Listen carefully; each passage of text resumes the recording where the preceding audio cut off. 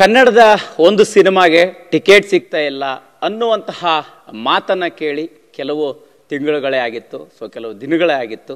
But ಈಗ ಅದಕ್ಕೆ ಮತ್ತೊಂದು ಸಿನಿಮಾ ಸಾಕ್ಷಿಯಾಗಿದೆ.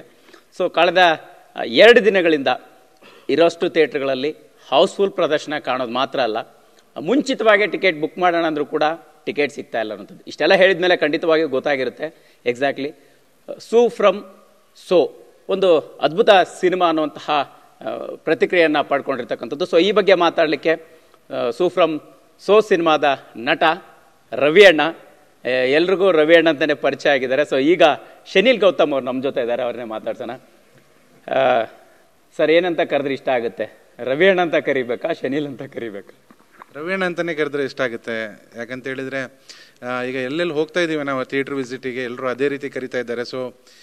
ತುಂಬ ಖುಷಿಯಾಗುತ್ತೆ. ಕ್ಯಾರೆಕ್ಟ್ರನ್ನು ಆ ರೀತಿ, ರಿಯಲ್ ಲೈಫ್ ಕ್ಯಾರೆಕ್ಟರ್ಗಳನ್ನು ಆ ರೀತಿ ಅವರು ಸ್ವೀಕಾರ ಮಾಡಿ ನಮಗೆ ಅಷ್ಟು ಪ್ರೀತಿ ಗೌರವ ಕೊಡಬೇಕಾದ್ರೆ ಆ ಹೆಸರೇ ಇರಲಿ ಅಂತ ಅನ್ಸುತ್ತೆ. ಸರ್, ಈಗ ಸದ್ಯಕ್ಕೆ ಥಿಯೇಟ್ರಿಗೆ ಜನ ಬರ್ತಿಲ್ಲ ಅನ್ನೋಂಥ ಮಾತು ಕೇಳಿದ್ವಿ. ಬಟ್ ಒಂದು ಸಿನಿಮಾ ನೀವು ಬಿಫೋರ್ ಮಾತಾಡುವಾಗ ನನ್ನ ಜೊತೆ ಹೇಳ್ತಾ ಇದ್ರಿ, ಸರ್ ಒಂದು ಒಳ್ಳೆ ರೆಸ್ಪಾನ್ಸ್ ಸಿಗ್ಬೋದು ಅಂತ ಅನ್ಕೊಂಡಿದ್ವಿ, ಬಟ್ ಮಿರಾಕಲ್ ಆಗುತ್ತೆ ಅಂತ ಗೊತ್ತಿರಲಿಲ್ಲ ಅಂತ.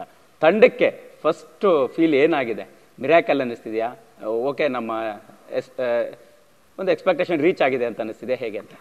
ಅಂದರೆ ಡೆಫಿನೆಟ್ಲಿ ಎಕ್ಸ್ಪೆಕ್ಟೇಷನ್ ಪ್ರತಿಯೊಂದು ತಂಡಕ್ಕೂ, ಫಿಲ್ಮ್ ಮೇಕರ್ಸ್ಗೂ ಇರುತ್ತೆ ಅವ್ರ ಸಿನಿಮಾದ ಬಗ್ಗೆ. ಹಾಗೆ ನಮಗೂ ಇತ್ತು. ಬಟ್ ಈಗ ಏನಾಗಿದೆ, ಅದು ನಮ್ಮ ಅಂದರೆ ಯೋಚನೆಯಿಂದ ದಾಟಿ ಮುಂದೋಗಿದೆ. ನಾವೆಲ್ಲರೂ ಅಂದರೆ ಇಡೀ ತಂಡ ವಿ ಆರ್ ಸ್ಪೀಚ್ಲೆಸ್. ಅಂದರೆ ಎಲ್ಲ ಸ್ಟನ್ ಬೌಂಡ್ ಆಗಿದ್ದೀವಿ ನಾವು. ನಮಗೇನು ಮಾತಾಡೋಕೆ ಗೊತ್ತಾಗ್ತಿಲ್ಲ. ಯಾವ ರೀತಿ ಹೋಗ್ತಾ ಇದೆ, ಆ ಸಿನಿಮಾಕ್ಕೆ ಆ ಪೊಟೆನ್ಷಿಯಲ್ ಇತ್ತು, ಬಟ್ ನಮ್ಗೆ ಗೊತ್ತಿಲ್ಲ ಜನಗಳು ಹೇಗೆ ರಿಸೀವ್ ಮಾಡ್ತಾರೆ, ಏನು ಕತೆ ಅಂತೇಳಿ. We are waiting for ultimately audience is a god for us. ಅವ್ರು ಏನು ಹೇಳ್ತಾರೆ ಅನ್ನೋದೇ ಇಂಪಾರ್ಟೆಂಟ್ ಆಗಿತ್ತು. ಬಟ್ ಇವತ್ತಿಗೆ ಅದು ಸ್ವೀಕಾರ ಆಗಿದೆ ಅಂತ ಹೇಳಿದರೆ ಡೆಫಿನೆಟ್ಲಿ ಆ ಸಿನಿಮಾಕ್ಕೆ ಏನು ಯೋಗ್ಯತೆ ಇತ್ತು ಅದನ್ನು ಅದು ಪಡ್ಕೊಂಡಿದೆ ಅಷ್ಟೇ. ಸರ್, ಈಗ ಸಿನಿಮಾ ನೋಡಿದಂಥ ಪ್ರತಿಯೊಬ್ಬರಿಗೂ ಕಾಡುವಂತಹ ಕ್ಯಾರೆಕ್ಟರ್ಗಳಲ್ಲಿ ನಿಮ್ದೊಂದು ಕ್ಯಾರೆಕ್ಟ್ರು. ಊರಿನ ಏನೇ ಆಗು ಹೋಗೋ ಆದರೂ ಕೂಡ ಡಿಸೈಡ್ ಮಾಡೋರು ನೀವಾಗಿರ್ತೀರಿ. ರವಿ ಅಣ್ಣ, ಪ್ರತಿ ಊರಲ್ಲಿ ಇಂಥದ್ದೊಂದು ಕ್ಯಾರೆಕ್ಟರ್ಗಳು ಇರುತ್ತೆ. ಬಟ್ ಸ್ಪೆಷಲಿ ಈ ಕರಾವಳಿ ಭಾಗದ ಕಥೆ ಆಗಿದೆ. ನಿಮ್ಮ ಕ್ಯಾರೆಕ್ಟರ್ ಮುಖಾಂತರ ಜನರನ್ನು ತಲುಪುವಂಥ ಸಂದರ್ಭಗಳನ್ನು ನೋಡಿದಾಗ ತುಂಬ ಅಂದರೆ ಮಾತಾಡ್ಕೊಳ್ಳುವಂಥ ಸನ್ನಿವೇಶಗಳನ್ನು ಹೆಂಗೆ ತಗೊಳ್ತಾ ಇದ್ರಿ ಆಸ್ ಎ ಕ್ಯಾರೆಕ್ಟರ್ ಇನ್ವಾಲ್ವ್ ಆಗಿ ಅಂತ? ಅಂದರೆ ಫಸ್ಟ್ ಆಫ್ ಆಲ್ ನಾವು ಯೂಸ್ ಮಾಡಿರೋದು ನಮ್ಮದು ಮಂಗಳೂರು ಕನ್ನಡ. ಆಲ್ರೆಡಿ ಸರ್ಕಾರಿ ಹಿರಿಯ ಪ್ರಾಥಮಿಕ ಶಾಲೆ ಕಾಸರಗೋಡು, ಒಂದು ಮೊಟ್ಟೆ ಕತೆ, ಮತ್ತು ಉಳಿದವರು ಕಂಡಂತೆ, ಆಮೇಲೆ ಕಾಂತಾರ, ಗರುಡಗಮನ, ಇದೆಲ್ಲ ಆ ಲ್ಯಾಂಗ್ವೇಜನ್ನು ಜನಗಳಿಗೆ ಆಲ್ರೆಡಿ ಫೆಮಿಲಿಯರ್ ಮಾಡಿಸಿತ್ತು. ನಮ್ಗೆ ಆ ಭಯ ಇರಲಿಲ್ಲ. ಅಂದರೆ ಈ ಲ್ಯಾಂಗ್ವೇಜ್ ನಮಗೆ ಈ ಜನಗಳಿಗೆ ಅರ್ಥ ಆಗುತ್ತೆ. ಯಾಕಂತ ಹೇಳಿದರೆ ಮೋಸ್ಟ್ ಆಫ್ ದ ಪಂಚಸ್ ಇದ್ದಿದ್ದು ಆ ಲ್ಯಾಂಗ್ವೇಜಲ್ಲೆಲ್ಲ. ಜನಗಳಿಗೆ ಅದು ಆ್ಯಡೆಡ್ ಎಸೆನ್ಸ್ ಆಗೋಯ್ತು ಅಂತ ಅನಿಸ್ತು ನಮಗೆ. ಅಂದರೆ ಆ ಕಾಮಿಡಿ ಪಂಚಸ್ ಜೊತೆಗೆ ಆ ಒಂದು ಲ್ಯಾಂಗ್ವೇಜ್ ಕೂಡ ತುಂಬ ಆ್ಯಡ್ ಆಯಿತು ಜನಗಳಿಗೆ ನಗ್ಸಕ್ಕೆ ಅಂತ ನಮಗೊಂದು ತುಂಬ ಖುಷಿದ ವಿಚಾರ. ಮತ್ತು ಇದು ಕರಾವಳಿ ಭಾಗದಂತಲ್ಲ, ಇದು ಎಲ್ಲ ಕಡೆಯಲ್ಲೂ ನನ್ನ ಕ್ಯಾರೆಕ್ಟರ್, ಈಗ ರವಿ ಅಣ್ಣ ಆಗಿರ್ಬೋದು, ಸತೀಶ್ ಆಗಿರ್ಬೋದು, ಚಂದ್ರ ಆಗಿರ್ಬೋದು, ಪ್ರತಿಯೊಂದು ಊರಲ್ಲೂ, ನಿಮ್ಮೂರಲ್ಲೂ ಆಗಿರ್ಬೋದು ಅಂಥದ್ದೊಂದು ಕ್ಯಾರೆಕ್ಟರ್ನ ನಮ್ಮ ಚೈಲ್ಡ್ಹುಡ್ ಅಲ್ವಾ ಅಥವಾ ಯಾವತ್ತಾದ್ರೂ ಒಂದು ದಿವಸ ನಾವು ನೋಡಿರ್ತೀವಿ. ಈ ಸಿನಿಮಾ ಏನು ಹೆಲ್ಪ್ ಮಾಡುತ್ತೆ ಅಂತ ಹೇಳಿದರೆ ಆ ಊರಿಗೆ ಕರ್ಕೊಂಡು ಹೋಗುತ್ತೆ. ನೀವು ಹಿಂದೆ ಜೀವಿಸಿದ್ದ ಊರು ಅದು, ಅಂಥ ಊರಲ್ಲಿದ್ದ ಕ್ಯಾರೆಕ್ಟರ್ಗಳನ್ನು ಮತ್ತೆ ನಿಮಗೆ ಮರು ನೆನಪು ಮಾಡುವಂಥ ಒಂದು ಅಡ್ವಾಂಟೇಜ್ ಈ ಸಿನಿಮಾ ತಂದು ಕೊಟ್ಟಿದೆ ಎಲ್ರಿಗೂ. ಸರ್, ಈಗ ಕಟ್ಟೆ ಮೇಲೆ ಕೂತ್ಕೊಳ್ಳುವಂಥದ್ದು, ಹರಟೆ ಹೊಡೆಯುವಂಥದ್ದು, ರುದ್ರ ಮಾತಾಡುವಂಥದ್ದು, ಅಂದರೆ ಒಂದಿಷ್ಟು ಪಾತ್ರಗಳಲ್ಲಿ ಇನ್ವಾಲ್ವ್ ಆಗುವಂಥದ್ದು, ಆ ಮನೇಲಿ ಏನೋ ಘಟನೆ ನಡೀತು, ಈ ಮನೇಲಿ ಏನೋ ಘಟನೆ, ಇಂಥವೆಲ್ಲ ನಾವು ಮಾತಾಡ್ಕೊಳ್ತಾ ಇರ್ತೀರಿ ಪ್ರತಿ ಊರುಗಳಲ್ಲಿ. ಇದು ಕತೆ ಆದಾಗ, ನೀವು ಪಾತ್ರಧಾರಿ ಆದಾಗ ಎಷ್ಟು ಚಾಲೆಂಜಸ್ ಇತ್ತು, ನೀವು ಹೆಂಗೆ ಇದಕ್ಕೆ ಪ್ರಿಪೇರ್ ಆಗಿದ್ರಿ ಅನ್ನುವಂಥದ್ದು? ಸರ್, ಇದರ ಬಗ್ಗೆ ನಾನು ಮಾತಾಡಲೇಬೇಕು. ಯಾಕಂತ ಹೇಳಿದರೆ ಈ ಕತೆ ನಮಗೆ ನಮ್ಮ ಡೈರೆಕ್ಟರ್ ಆದವರು JP ತುಮಿನಾಡು ಅವರು ಬರೆದಿರೋದು ಇದನ್ನು.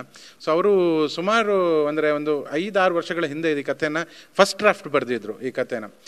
ಆವಾಗದಿಂದ ಪ್ರತಿ ವರ್ಷ ಈ ಕಥೆನ ನಮಗೆ ಅವ್ರು ನರೇಟ್ ಮಾಡ್ತಾನೆ ಇದ್ರು. ಯಾಕೆಂದರೆ ಪ್ರತಿ ವರ್ಷ ಇದು ಅಪ್ಡೇಟ್ ಆಗ್ತಾ ಇತ್ತು, ಇಂಪ್ರವೈಸ್ ಆಗ್ತಾ ಇತ್ತು, ಅವ್ರ ತಲೆ ಒಳಗಡೆ ಏನು ಐಡಿಯಾಸ್ ಇತ್ತು ಅದು ಡೆವಲಪ್ ಆಗ್ತಾ ಇತ್ತು.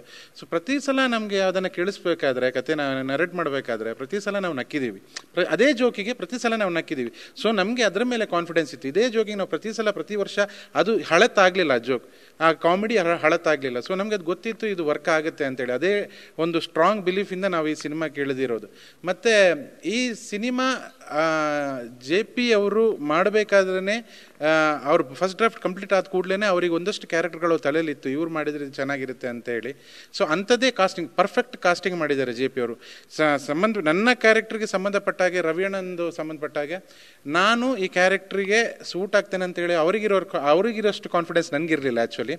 ಬಟ್ ನನ್ನನ್ನು ಅವರು ಪ್ರಿಪೇರ್ ಮಾಡಿದವರು ಅವರು. ಇವತ್ತು ರವಿಯಣ್ಣ ಏನು ಸ್ಕ್ರೀನಲ್ಲಿ ಕಾಣಿಸ್ತಾ ಇದ್ದಾರಾ ಅದು ನಾನು ಅಲ್ಲ, ಆ್ಯಕ್ಚುಲಿ ಅದು ಆ್ಯಕ್ಚುಯಲ್ ರವಿಯಣ್ಣ. ಯಾಕಂತ ಹೇಳಿದ್ರೆ ಅವರು ರಿಯಲ್ ಲೈಫಲ್ಲಿ ನೋಡಿರುವಂಥ ಒಂದು ಕ್ಯಾರೆಕ್ಟರ್ನ ಅವರು ನನ್ನ ಹತ್ರ ಮಾಡಿಸಿರೋದು.